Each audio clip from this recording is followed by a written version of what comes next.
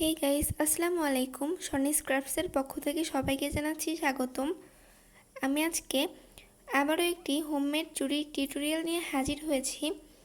আমি ফার্স্টে এখানে দুটি চুড়ির বেস নিয়ে নিয়েছি এবং 6 আল করে লাচ্ছি সুতা নিয়ে নিয়েছি। তোমরা চাইলে সুতার পরিমাণ বাড়িয়ে বা কমিয়ে নিতে পারো। আমি এখানে সুতা পেঁচানোর জন্য B7000 কামটি ব্যবহার করছি। B7000 কামটি এক কথায় অসাধারণ। চুড়ির কাজ করার জন্য এই কামটি সবচেয়ে বেশি প্রয়োজন। আমি এখানে খুব ভালোভাবে সুতা পেঁচিয়ে নিচ্ছি।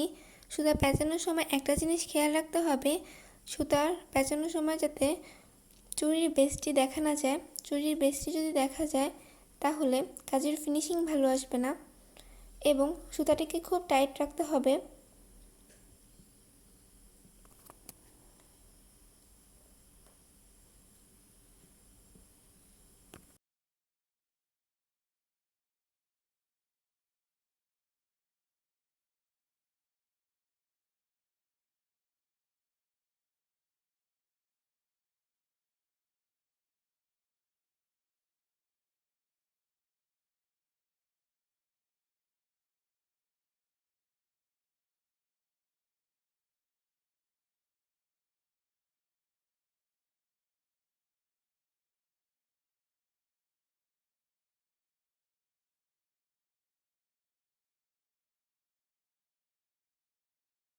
দেখতে দেখতে আমার সম্পূর্ণ চুড়িটি পেঁচানো কমপ্লিট।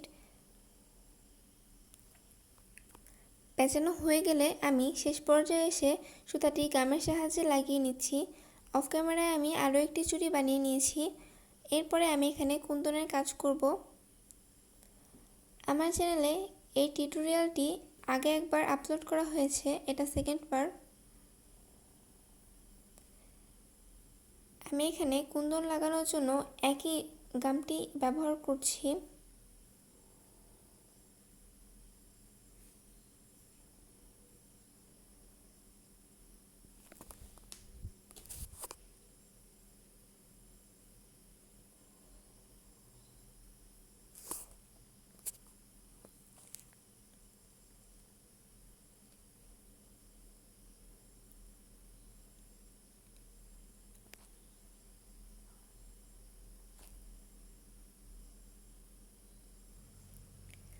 এটা হচ্ছে আমার চুড়ির ফাইনাল রেজাল্ট।